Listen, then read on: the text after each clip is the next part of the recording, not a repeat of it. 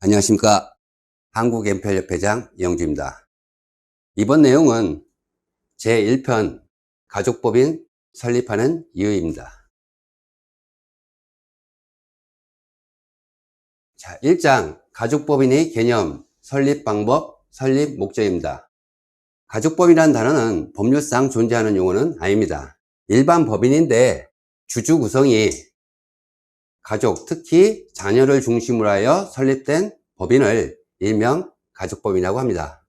그래서 가족법인이라고 해서 특별한 건 없고요. 단지 주주 구성만 일반 법인과 다르게 가족들로 구성된 법인을 가족법인이라고 합니다. 가족법인의 설립 방법입니다. 회사 형태입니다. 주식회사 또는 유한회사로 설립합니다. 대표이사는 가족법인이기 때문에 주로 부모가 합니다. 법인의 자본금입니다. 가족법인은 자녀를 중심으로 설립된 법인이기 때문에 자녀의 나이나 경제적 상황 등을 고려하여 자본금은 보통 5천만 원에서 1억 원 사이로 설립합니다. 대부분 5천만 원으로 많이 설립합니다. 주주 구성입니다. 일반적인 가족법인 형태는 부모와 자녀 1, 자녀 2 이렇게 4인 기준으로 가족법인을 설립하는 게 가장 일반적인 것이고요. 가족법인을 설립하는 목적이 자녀에게 증여를 주 목적으로 설립하는 경우 자녀 1, 자녀 2 이렇게 2인 가족법인으로 설립하기도 합니다. 설립 목적입니다. 가족법이라는 비클, 즉 수단을 이용하여 증여세, 절세 효과를 보려는 목적으로 설립합니다. 그러면 가족법인을 설립하면 어떻게 증여세, 절세 효과를 보는지는 요 밑에서 한번 살펴보겠습니다. 증여란 것은 과거의 부모 수익을 자녀에게 이전하는 방법입니다. 자, 증여를 하다 보면 증여세를 당연히 납부를 해야겠죠. 가족법인은 미래의 부모의 수익을 자녀에게 이전하는 방법입니다. 어떻게? 증여세를 내지 않고. 그럼 증여세를 내지 않고 어떻게 자녀한테 재산을 물려줄 수 있는지는 자, 여기 살펴보면 과거에는 부모가 재테크 시 부모 명의로 재테크를 하고 수익도 부모의 수익이 됩니다. 하지만 앞으로는 부모가 재테크 시 가족법인 명의로 재테크를 합니다. 따라서 이 수익은 가족법인의 수익이 되고 가족법인의 주주인 자녀도 당연히 수익이 발생합니다. 좀 이해가 안 되시는 분은 여기를 살펴보시면 됩니다. 가족법인을 설립할 때 자녀 둘로만 설립하는 경우입니다. 자녀 둘로 가족법인을 설립했지만 실질적으로 이 가족법인의 운영자는 아버지입니다.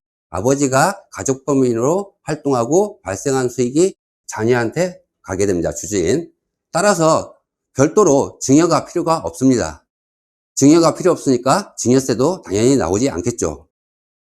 이것이 가족법인을 설립하는 목적입니다. 그러면 사람들이 좀 질문을 합니다. 자, 가족법인을 설립해서 활동을 하는데 가족법인은 대개 자본금이 5천만 원이라고 했는데 5천만 원으로 어떻게 이 가족법인이 수익을 많이 증가시켜서 자녀들한테 증여세 효과를 보게 할 수 있는가 라고 질문을 많이 하시는데요. 우리 세법은 이때 많은 혜택이 주어지는데 그중 가장 큰 혜택이 무상대여금 제도입니다. 자, 무상대여금 제도는 다음 장에서 살펴보겠습니다. 무상대여금, 말 그래도 돈을 빌려줬는데 공짜로 빌려준다는 얘기입니다. 자, 가족법인에 대해서 우리 세법이 주는 가장 큰 혜택이 이 무상대여금 제도입니다. 자, 가족 간의 무상대여금 한도에 대해서 한번 살펴보겠습니다. 즉, 여기 한도라고 되어 있죠. 가족이라고 해서 무조건 돈을 빌려줄 때 다 무상으로 빌려줄 수가 있는 건 아니고요. 일정 한도까지는 무상으로 빌려줄 수가 있습니다. 자, 가족 간 금전 소비 대차 시 이자를 받지 않아도 증여로 보지 않는다. 일정 한도까지는. 자, 일정 한도가 얼마인지 한번 살펴보겠습니다. 부모와 자녀 개인 간에 거래할 때는 연 1천만 원까지는 이자를 받지 않아도 증여로 보지 않습니다. 이때 적용되는 이자율은 당좌 대출 이자율인 4.6%가 적용됩니다. 계산식을 보면 1천만 원 나누기 4.6% 하면 2억 1,700만 원이 나옵니다. 즉 부모와 자녀 개인 간 거래 시 2억 원까지는 빌려줘도 이자를 받지 않아도 세법상으로는 증여로 보지 않습니다. 두 번째로 부모와 자녀인데 법인의 주주인 자녀입니다. 법인의 주주인 자녀. 법인의 주주인 자녀한테는 연 1억 원까지는 무상으로 빌려줄 수가 있습니다. 이때도 똑같이 당좌대출 이자율인 4.6%가 적용됩니다. 계산식을 보면 1억 원 나누기 4.6을 하면 21억 7천만 원이 나옵니다.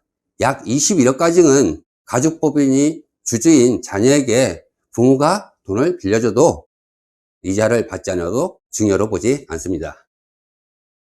당좌대출 이자율은 2016년 이후부터 현재까지 4.6%를 유지하고 있습니다. 따라서 당좌대출 이자율이 바뀌면은 무상대여금 한도도 자연스럽게 바뀌게 됩니다.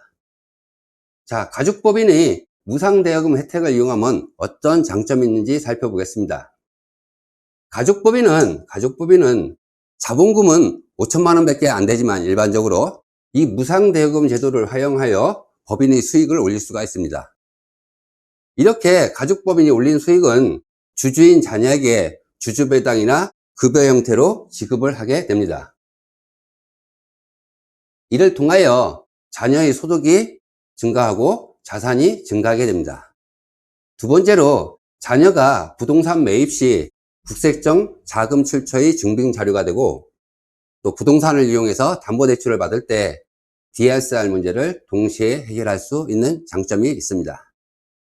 마냥 장점만 있는 건 아니고요. 단점도 한 가지 있습니다. 가족법인이 부모로부터 차용한 무상대여금을 위험자산에 투자하여 손실이 발생하고 무상대여한 부모가 사망 시까지 그 대여금을 미상한 시 이 대여금이 상속재산에 편입되어 상속세 문제가 발생할 수 있습니다. 따라서 가족법인이 투자 물건은 안전한 자산으로 신중하게 선택하는 것이 좋습니다. 그러면 이 가족법인은 어떤 물건에 투자하는지는 제2편 가족법인의 운영 방법에서 살펴보도록 하겠습니다. 지금까지 제1편 가족법인을 설립하는 이유에 대해서 설명드렸습니다. 감사합니다.